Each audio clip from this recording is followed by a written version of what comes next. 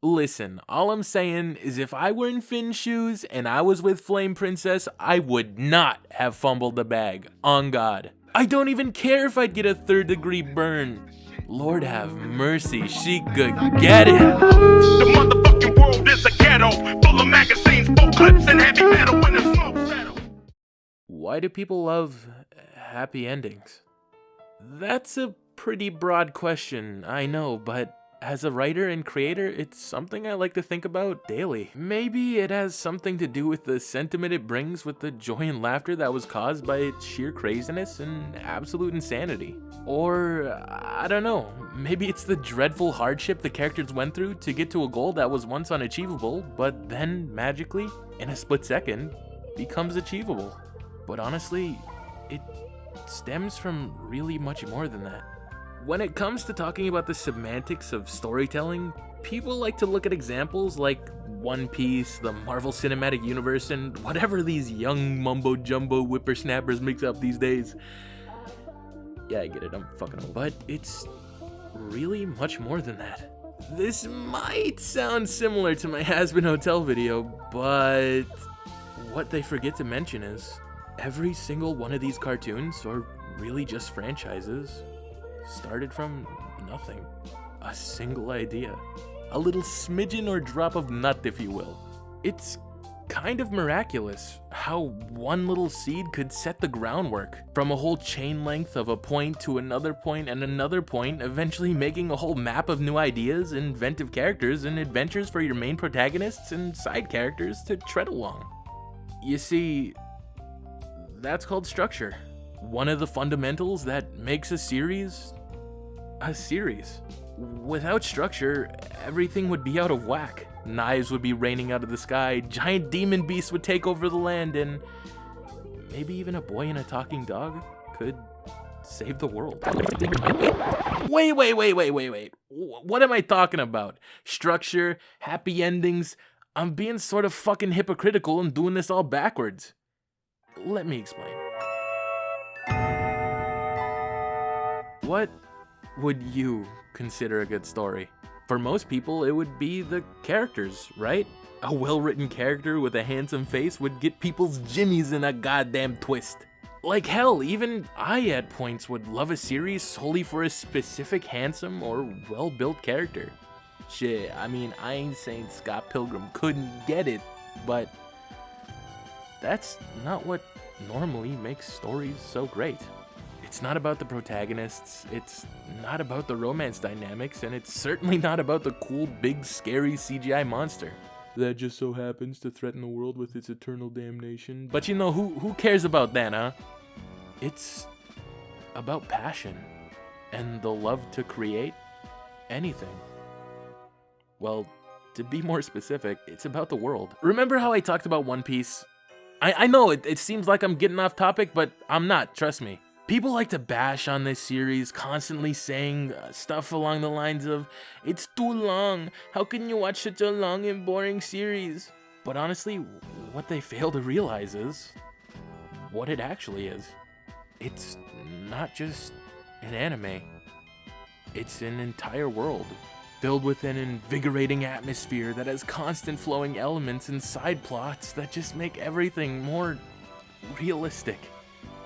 That sounds kinda dumb, but it's really just facts. The characters aren't just the center of attention, and the world doesn't just revolve around them. In fact, to be frank, the characters themselves revolve around the world. And I find that very endearing.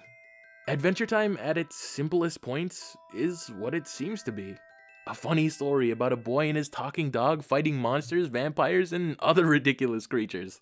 But when you take a deeper dive into what the actual series is, it becomes much more than what the title of the show seems to be. It's really funny because what people don't care to see is a more broad perspective of human interaction and just general mental health and well-being.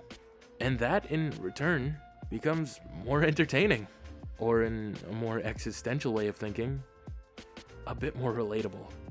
It becomes about trauma and heartbreak, love and parenthood, discovering who you are as a person and becoming okay with that. It's about taking a character and introducing it into an environment and have that environment fundamentally mold them into what they become at the end of a series.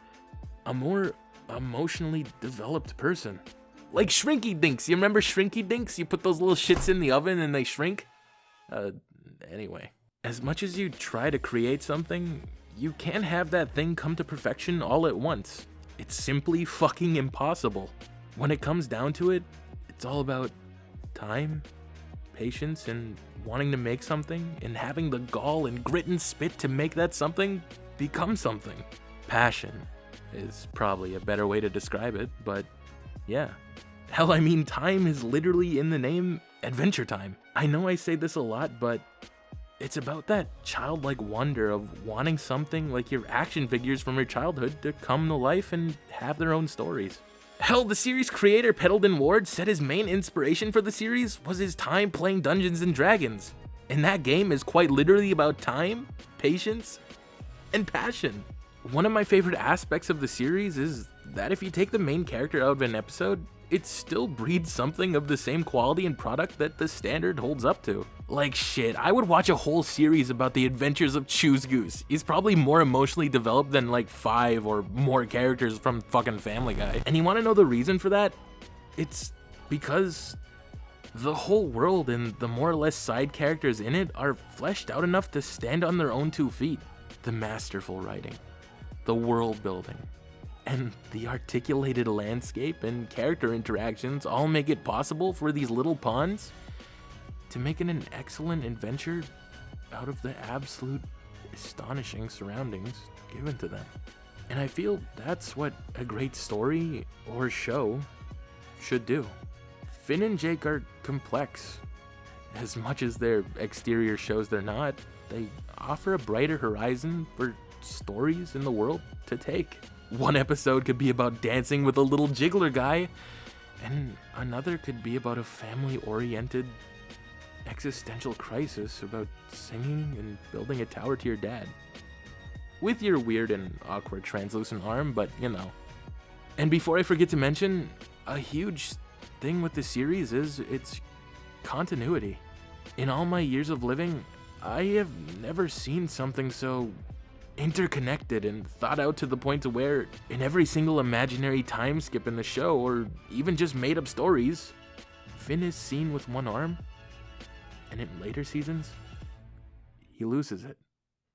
How do you make something so vibrant and sweet? Even if you try to, you can't. On a fundamental level, when creating a good story, you want to have the audience be there. Well, not literally be there, but you want to make them feel like these characters mean something. To spark emotion and the feeling of presence in them just makes everything feel a bit more real. From constant concept arts and casual pilots being uploaded from different networks, it's really just amazing. But what really puts a cherry on the top of what makes it work is design. And boy, do I have a friend that loves to talk about design.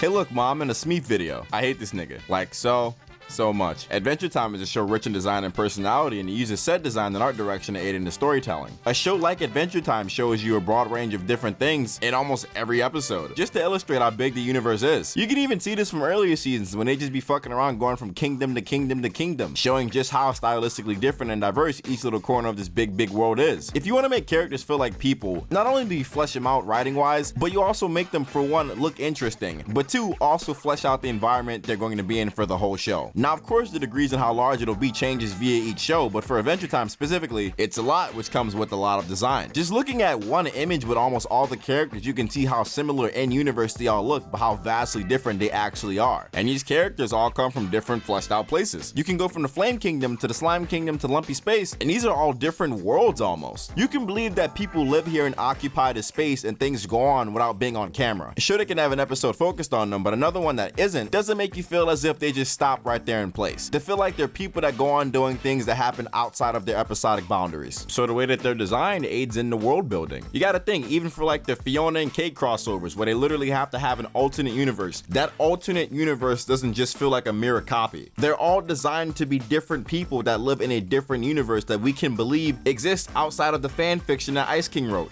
even though it's completely fictional, like meta-fictional, like fictional inside fiction. I mean, what can I say? This game really makes you feel like Spider-Man. Well, I could have said that in the other Smee video, but I was not invited, so. Adventure Time's cool. Fuck you, Ian.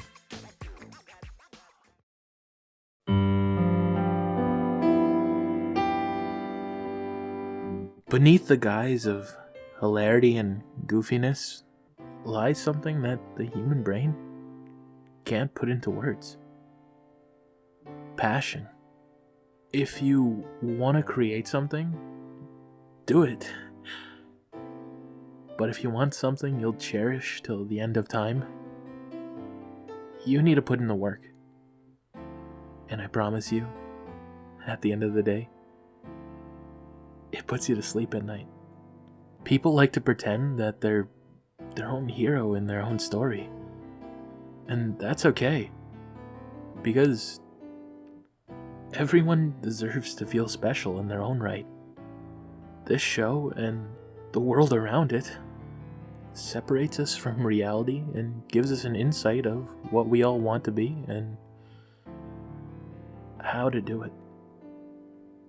A complete person. But it also tells us everyone has their own story. So, make yours count.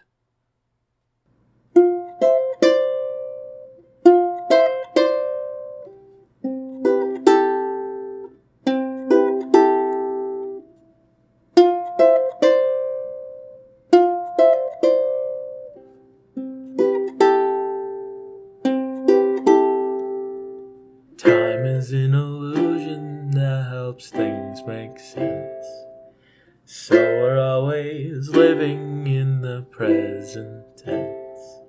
It seems so unforgiving when a good thing ends. But you and I will always be back then. Singing will happen, happening, happened. Will happen, happening, happened. And here we are again and again. 'Cause you and I will always be back then. You and I will always be back then.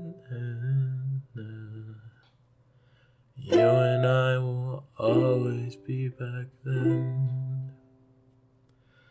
And so, you and I will always be best friends. Anyways, that was the video, and I hope you liked it. Shout out to Kaapalkeens for editing this one, and welcome to the Smeef Army, baby. A hired, baby. Oh, okay. Hello, Smeef. Hi, guys. I'm so alone, don't quit. Okay. And baby, I have a Patreon and stuff now, where I post things. You know, you could see videos before they come out, like about 2 days, 3 days, maybe, I don't know. And junk and like progress reports and stuff. So you should go check it out and maybe give me money. Please give me money. Also, thank you to Veridis Joe for cameoing on this video. It was a hell of a long time coming because, you know, we run a group channel together. I have to shout this out or I'll be, you know, like boofed or like hit by, you know, like one of our managers. But anyway, I'm Smeef and that was the video. Stop asking about Volume 2 of the comic dub. It'll come out when it's ready.